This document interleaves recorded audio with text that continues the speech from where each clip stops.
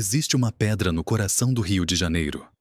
Uma pedra de cantaria, escura e pesada, que atravessa os séculos como se o tempo não a tocasse.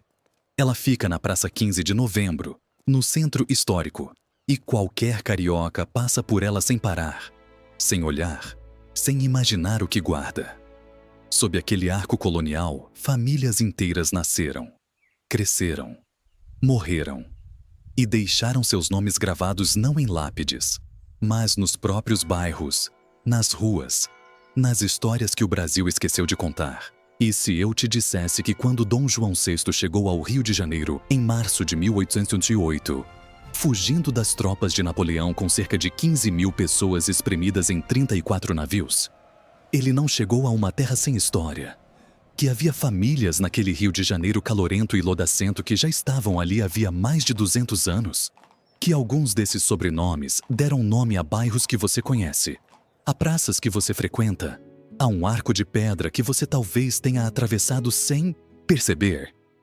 Hoje vamos voltar ao Rio de Janeiro que existia antes da corte, ao Rio que os livros de história quase nunca mostram, o Rio das famílias coloniais, dos juízes de órfãos, dos capitães de guerra, dos fidalgos que construíram engenhos onde hoje existem bairros nobres, 10 sobrenomes, 10 histórias e um Rio de Janeiro que vai te surpreender. Se você está assistindo pela televisão, e a maioria do nosso público assiste, compartilha esse vídeo com alguém que gosta de história. Esse gesto simples ajuda o canal a crescer e leva essas histórias escondidas do Brasil a mais pessoas. Se puder, se inscreve também. Faz uma diferença enorme para o futuro do canal. Vamos começar com uma pedra. E com um sobrenome que, durante décadas, praticamente controlou a justiça do Rio de Janeiro colonial. Imagine o Rio de Janeiro de 1743. A Praça 15 não se chamava assim. Era o Largo do Paço, o coração pulsante da cidade colonial, onde se fazia comércio, se ouvia missa e se discutia política em voz baixa. Em 1738, o governador Gomes Freire de Andrade, o conde de Bobadela, havia ordenado a construção de um palácio imponente no lado norte da praça, o que hoje chamamos de Paço Imperial. A obra valorizou todo o entorno de uma forma que a cidade nunca tinha visto. E ali estava Francisco Teles Barreto de Menezes, juiz de órfãos do Rio de Janeiro, olhando para aquela praça valorizada com o olho clínico de quem entende de terras e de oportunidades. Ele chamou o mesmo arquiteto que havia projetado o Paço, o brigadeiro José Fernandes Pinto Alpoim, e encomendou algo ousado para a época: um conjunto de 3 casas contíguas, erguidas sobre um arco de pedra que permitia a passagem entre a praça e o Beco do Comércio, ligando 2 mundos do Rio colonial. O sobrenome Teles de Menezes carregava séculos de história quando chegou ao Brasil. A família tinha origem em Telo Pérez de Menezes, magnata leonês que viveu no tempo do rei Afonso VIII de Castela, no século XII.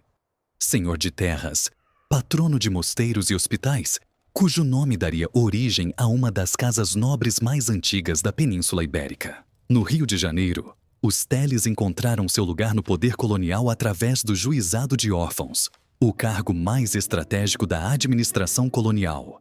Quem o ocupava controlava os bens dos que morriam sem herdeiros claros, administrava heranças disputadas, decidia o destino de fortunas inteiras. Era poder econômico puro, mascarado de serviço público. E os Teles tiveram esse cargo como se fosse hereditário, passando de pai para filho, de geração em geração, como um feudo particular dentro do aparato do Estado português. As casas que Francisco Teles mandou construir sobre o arco tornaram-se endereço da alta sociedade carioca.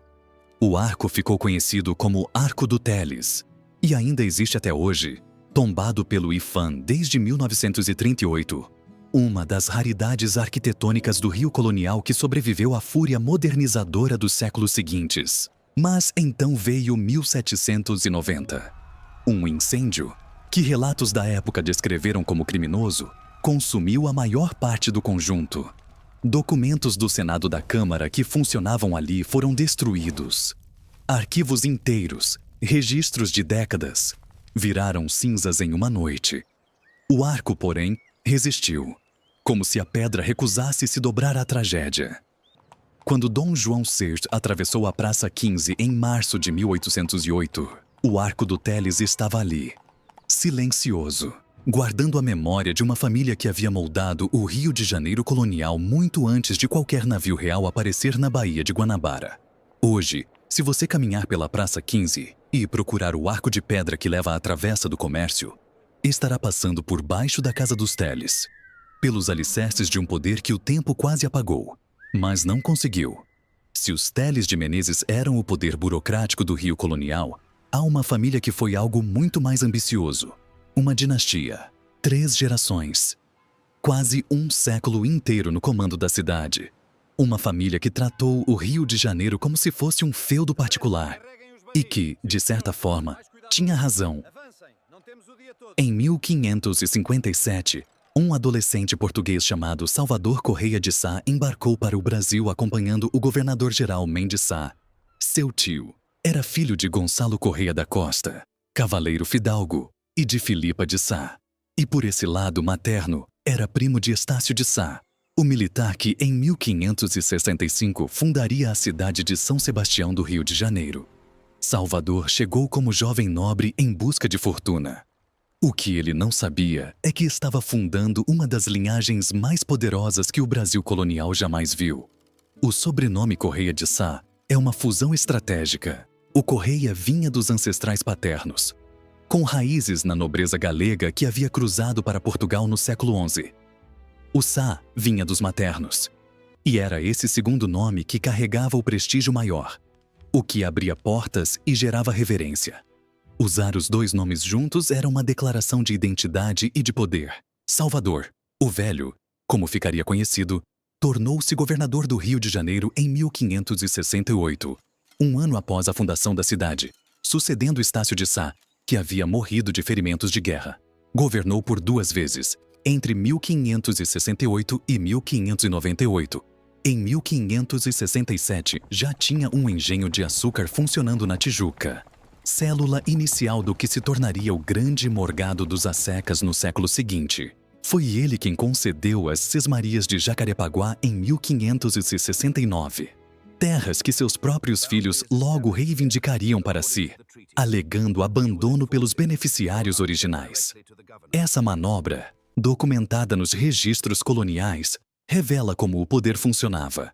Quem governava distribuía terras.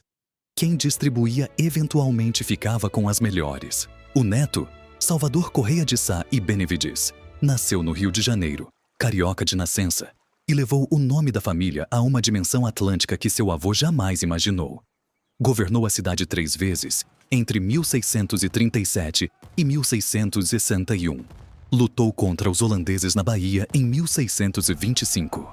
Reconquistou Angola dos holandeses em 1648, com uma frota organizada no próprio Rio de Janeiro. Um feito militar extraordinário que ligou a história do Rio à história de África de forma definitiva. Falou tupi fluentemente, aprendido nos sertões durante anos de exploração. Por quase um século, 3 gerações dos Correia de Sá governaram o Rio com tamanha frequência que historiadores chamaram esse período de a dinastia carioca dos Correia de Sá. O último desta linhagem no poder foi o capitão-general Arthur de Sá e Menezes, governador entre 1697 e 1702. Quando Dom João VI chegou em 1808, os Correia de Sá já não estavam mais no governo. Mas seus descendentes ainda circulavam pelo Rio, carregando um sobrenome que havia governado aquela mesma cidade por quase 100 anos consecutivos. Há um detalhe que os livros raramente mencionam. Por volta de 1700, 2 filhos do sargento-mor Martinho Correia Vasques, que não descendiam diretamente dos Sá, decidiram acrescentar de Sá ao próprio sobrenome. Incorporaram o nome de uma família da qual não descendiam diretamente, porque o prestígio daquele sobrenome era tão grande que valia a pena reivindicá-lo. Era o poder simbólico de um nome.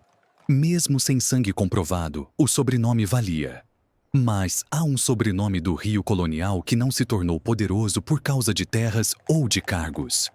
Ele se tornou imortal por causa de um romance. e de uma ópera que estreou na Scala de Milão.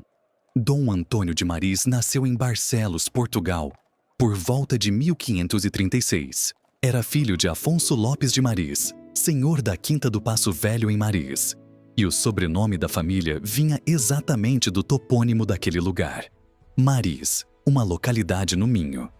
Filho de um fidalgo da Casa Real, Antônio chegou ao Brasil como soldado de uma causa que ainda não tinha nome: a fundação do Rio de Janeiro. Em 1565, Estácio de Sá organizou a expedição que expulsaria os franceses da Baía de Guanabara.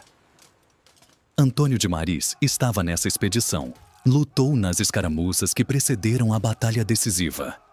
Participou dos combates que custaram a própria vida de Estácio de Sá, ferido mortalmente por uma flecha tamoio em 1567.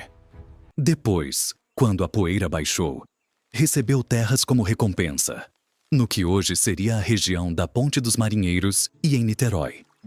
Morreu no Rio em 1584, deixando duas filhas, Maria e Isabel. A história real era honrada, um fidalgo entre tantos que ajudaram a fundar uma cidade e morreram sem que a história os celebrasse adequadamente.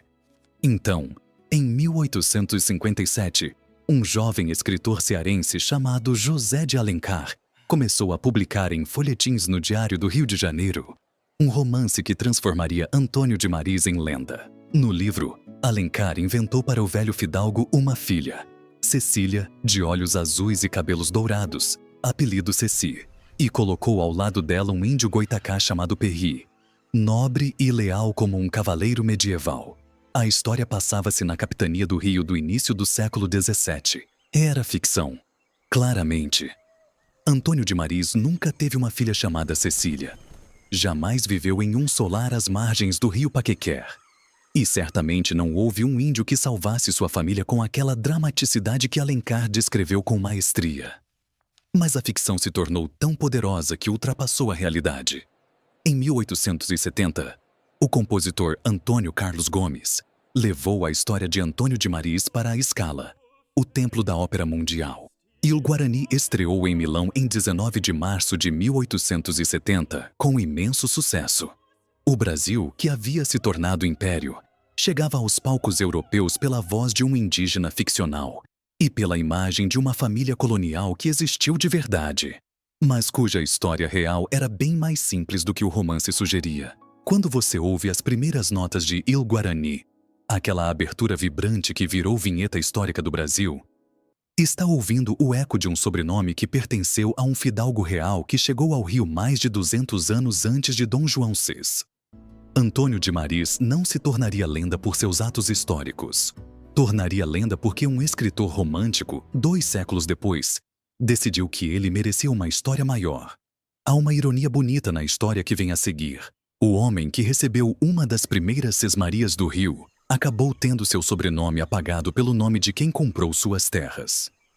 Francisco Velho era vicentino, nascido na capitania de São Vicente, e veio para o Rio como soldado de Estácio de Sá na expedição de 1565. Sua lealdade foi recompensada com uma das primeiras e mais generosas doações de sesmaria da recém-fundada cidade. As terras que Estácio lhe concedeu em julho de 1565 abrangiam uma vasta porção da Orla Sul, o que hoje corresponde, aproximadamente, aos bairros de Botafogo, Urca, parte do Flamengo, Humaitá e parte da Lagoa Rodrigo de Freitas. Era uma fortuna em terra. A região era bela, com vista para o Pão de Açúcar, mas também alagadiça e de difícil acesso. Os índios tamoios a chamavam de Itaoca, Casa de Pedra, em referência a uma caverna que existia onde hoje fica o Humaitá. A enseada ficou conhecida como Enseada de Francisco Velho por 25 anos. Ele foi vereador, mordomo da Arquiconfraria de São Sebastião, um dos moradores fundadores do Rio. E então, em 1590, tomou uma decisão que mudaria a história para sempre. Ele vendeu as terras para um amigo.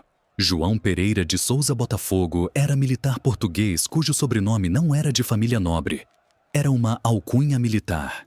Em Portugal, chamava-se Botafogo ao artilheiro responsável por atear fogo nos canhões das embarcações de guerra. João adotou esse apelido como sobrenome. E quando comprou as terras de Francisco Velho, o nome da enseada mudou para sempre. A enseada de Francisco Velho deixou de existir. Nasceu a Praia de Botafogo, o bairro, o clube de futebol fundado em 1894, a estação de metrô, a praia com vista do Pão de Açúcar que virou cartão postal para o mundo inteiro, tudo por causa de um artilheiro do século XVI que adotou sua profissão como identidade. E Francisco Velho, o homem que primeiro recebeu aquelas terras, foi apagado da memória. Restou apenas o nome de quem comprou. Quando a corte chegou em 1808 e a família real começou a frequentar Botafogo, que só passou a se urbanizar de verdade com a chegada dos nobres portugueses, que foram empurrados para regiões até então periféricas, andou por terras com 243 anos de história colonial. As praias que Carlota Joaquina apreciou eram as mesmas terras que Francisco Velho havia recebido em 1575. Uma herança invisível, sob os pés de quem não sabia que pisava nela. Há um sobrenome que chegou ao Rio de Janeiro no século XVI, carregando uma das conexões genealógicas mais surpreendentes da história colonial brasileira. O capitão Julião Rangel de Macedo desembarcou no Rio por volta de 1574. Vindo de Portugal para lutar contra os índios que resistiam à ocupação colonial. Em 1583, os registros já o citam como capitão estabelecido na cidade. E o detalhe que ninguém espera está em quem ele escolheu para se casar. Por volta de 1574, casou-se com Brite Sardinha, irmã de Dom Pedro Fernandes Sardinha, o primeiro bispo do Brasil, que havia chegado ao Brasil em 1552 e morrido tragicamente em 1556, naufragado e devorado pelos índios caetés na costa de Alagoas, segundo os relatos da época. O sobrenome Rangel entrou no Rio de Janeiro ligado ao primeiro bispo do Brasil por laços de família. A origem do sobrenome é portuguesa, com raízes provavelmente toponímicas. Há referências a uma quinta de Ronge, depois Rangel, no termo de Coimbra, cujos proprietários adotaram o nome como apelido. É um sobrenome de capitães e de proprietários de terra, de homens que faziam a colonização acontecer no dia a dia, longe dos palácios e dos cargos mais visíveis. Em 1569, o governador Salvador Correia de Sá havia concedido as terras de Jacarepaguá a Jerônimo Fernandes e ao próprio Julião Rangel, mas as terras foram logo reivindicadas pelos filhos do próprio governador. Era assim que o poder colonial funcionava. Concediam para depois tomar. Distribuíam para depois redistribuir para os próprios. A história dos Rangel em Jacarepaguá é também a história de como as famílias menos poderosas perdiam terras para as mais influentes. Da descendência de Julião com Brite Sardinha brotaram vários troncos que marcaram o Rio colonial. Os Abreu Rangel, os Rangel de Souza, os Silva Rangel. Quando a corte chegou em 1808, havia rangéis espalhados por diversas freguesias da cidade. Em Irajá, em Inhaúma, nas franjas do Rio colonial que a maioria dos viajantes europeus jamais visitava. Descendentes do capitão que havia casado com a irmã do primeiro bispo do Brasil, em uma teia genealógica que conectava o Rio de 1808 ao Rio de 1565 em linha direta. Há outro sobrenome que os registros coloniais mencionam mais do que qualquer outro. Não está gravado em nenhum arco de pedra. Não deu nome a nenhum bairro específico. Mas é, segundo o genealogista Carlos Grandmason Reingants, que passou décadas catalogando os registros paroquiais do Rio colonial, o sobrenome com maior número de famílias distintas documentadas na cidade durante os séculos XVI e XVII. Correia. Reingants identificou mais de 125 famílias diferentes com esse sobrenome nos registros do Rio de Janeiro colonial. Famílias sem necessariamente nenhuma relação de sangue entre si, que carregavam o mesmo nome por coincidência de origem ou por adoção. Entre as mais antigas, está a família do capitão João Antônio Correia, nascido por volta de 1592 no Rio de Janeiro. Filho de Antônio Correia, um dos primeiros registros de alguém que já havia nascido na cidade que seu pai havia ajudado a construir. A origem do sobrenome é fascinante pela sua simplicidade. Em Portugal, correia era o nome da tira de couro usada para prender, segurar, amarrar. Um objeto cotidiano, humilde, essencial. Os pesquisadores apontam para raízes na nobreza galega. A família original teria origem em Paio Ramiro, cavaleiro português que cruzou para Portugal com o conde Dom Henrique em 1089. A descendência estabeleceu-se em Salceda, na Galiza, antes de migrar para diversas partes de Portugal. No Brasil, o Correia se multiplicou de forma extraordinária. Escravizados africanos batizados nas famílias Correia adotaram o sobrenome de seus senhores. Filhos de uniões não formalizadas foram registrados com o sobrenome do pai. E o nome se espalhou por todas as camadas sociais do Rio colonial. Havia Correia nobres, Correia comerciantes, Correia libertos. Quando a corte chegou em 1808 e o Rio saltou de 50 mil para mais de 65 mil habitantes em poucas semanas, porque aqueles 15 mil portugueses desembarcaram em questão de meses, havia Correia em toda parte. Nas quitandas, nas igrejas, nas fazendas dos arredores. Um sobrenome que havia atravessado mais de 200 anos desde a fundação da cidade, multiplicando-se em silêncio enquanto governadores iam e vinham. Mas, se o Correia é o sobrenome da multiplicidade silenciosa, há um nome que chegou ao Rio pelo caminho mais improvável e que transformou a identidade da cidade de uma forma que ninguém poderia ter previsto. Já falamos sobre Francisco Velho e sobre quem comprou suas terras. Agora vamos falar do sobrenome em si, porque a história do nome Botafogo merece atenção própria. João Pereira de Souza não nasceu com o sobrenome Botafogo. Ele o adquiriu. A palavra descrevia uma função militar específica e perigosa. O Botafogo era o artilheiro responsável por atear fogo à pólvora dos canhões, o homem que ficava mais próximo da explosão, que dependia de cronometrar o momento exato para não ser morto pela própria arma. Era um ofício que exigia frieza, precisão e uma coragem que poucos possuíam. João Pereira o praticou, e o nome o seguiu. O que fascina nessa história não é apenas que um apelido profissional tenha se tornado sobrenome e depois nome de bairro. É que esse processo de transformação, de função para identidade, de identidade para sobrenome, de sobrenome para bairro, aconteceu em menos de 3 décadas, entre 1565 e 1590. A cidade do Rio de Janeiro tinha menos de 30 anos quando Botafogo já era um nome estabelecido na sua geografia. Há uma dimensão quase poética nisso. O Rio de Janeiro colonial foi construído, em parte, por homens cujos nomes descreviam o que faziam. Velho era o antigo, o que vinha de terras antigas. Correia era o que amarrava. Botafogo era o que acendia o fogo. Era um vocabulário de pioneiros, de pessoas que se identificavam pelo que faziam e pelo onde estavam, não pela linhagem que alegavam ter. O sobrenome Pacheco chegou ao Rio de Janeiro nas primeiras décadas da colonização e ficou em dezenas de troncos familiares distintos, registrados nos assentos paroquiais da cidade. O genealogista Hein Gantz o catalogou nos séculos XVI e XVII, com a paciência de quem sabe que a história não está apenas nos grandes nomes, mas também nos anônimos. A origem do Pacheco é provavelmente toponímica, derivado da vila de Pacheca em Portugal, com documentos que remontam ao século XV. Fernão Rodrigues Pacheco aparece na chancelaria medieval portuguesa como fidalgo a serviço do rei Dom Sancho II. Mas no Rio de Janeiro colonial, o Pacheco não foi sobrenome de grandes governadores nem de proprietários de imensas sesmarias. Foi o sobrenome da gente comum. Artesãos, lavradores, pequenos comerciantes, soldados de patente baixa.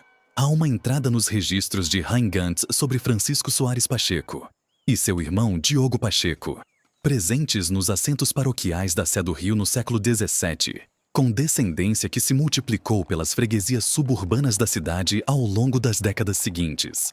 Não são personagens históricos no sentido convencional.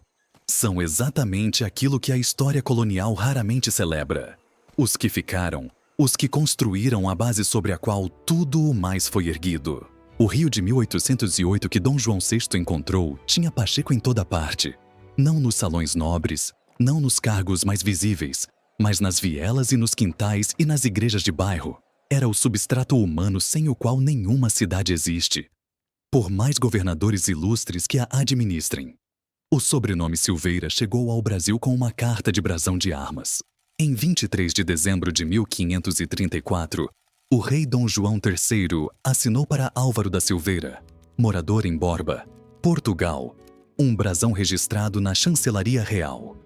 Escudo de prata com 3 faixas de vermelho, elmo aberto guarnecido de ouro. Era um documento de nobreza, um reconhecimento oficial de que aquela família tinha lugar no estamento privilegiado da sociedade portuguesa. A origem do sobrenome é toponímica, derivada do latim silva, selva, mata. As famílias que habitavam terras chamadas Silveira adotaram o nome como identificação. Uma das linhagens mais documentadas tem como ancestral Vasco Lourenço de Silveira, senhor da Quinta e Paço da Silveira no Termo do Redondo, morto antes de dezembro de 1330. Era nobreza de escudeiros, não os grandes títulos, não os duques e marqueses, mas o estamento intermediário que formava a espinha dorsal da administração militar e civil portuguesa. No Rio de Janeiro colonial, o sobrenome Silveira aparece em registros paroquiais desde o século XVII, em diversas freguesias, da Sé à Candelária a Irajá. Era um sobrenome que carregava um prestígio implícito, uma memória de nobreza que havia cruzado o Atlântico junto com as bagagens dos colonos.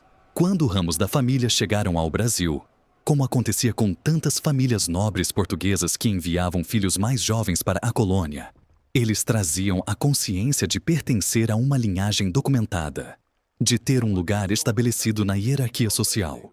Essa consciência se adaptou ao Brasil, mas não desapareceu.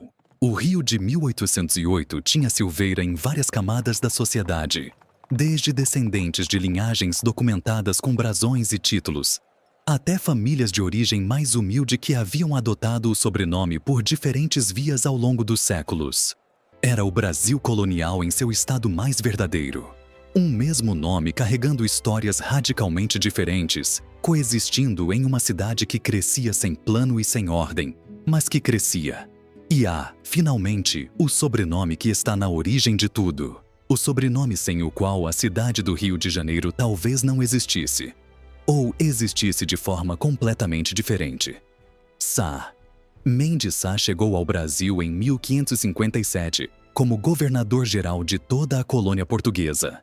Nascido em Coimbra por volta de 1500, irmão do poeta Francisco Sá de Miranda, carregava um sobrenome que já havia produzido fidalgos e administradores ao longo de gerações. Seu primeiro grande ato foi atacar os franceses que haviam se estabelecido na ilha Ville-Gagnon, na Baía de Guanabara, desde 1555, construindo ali a sua França Antártica. Mendes Sá destruiu o estabelecimento francês em 1560, mas os franceses voltaram, aliando-se aos índios tamoios. Foi então que Mendes Sá enviou seu sobrinho, o jovem Estácio de Sá, para fundar a cidade definitivamente. Estácio ergueu a primeira vila do Rio de Janeiro em 1565 no Morro da Glória, depois transferida para o Morro do Castelo. Lutou por 2 anos contra a resistência tamoio e francesa e morreu em 1567 de uma ferida de flecha no rosto que gangrenou. Tinha cerca de 25 anos. Mendes Sá morreu em 1572, em Salvador, governador-geral do Brasil até o fim.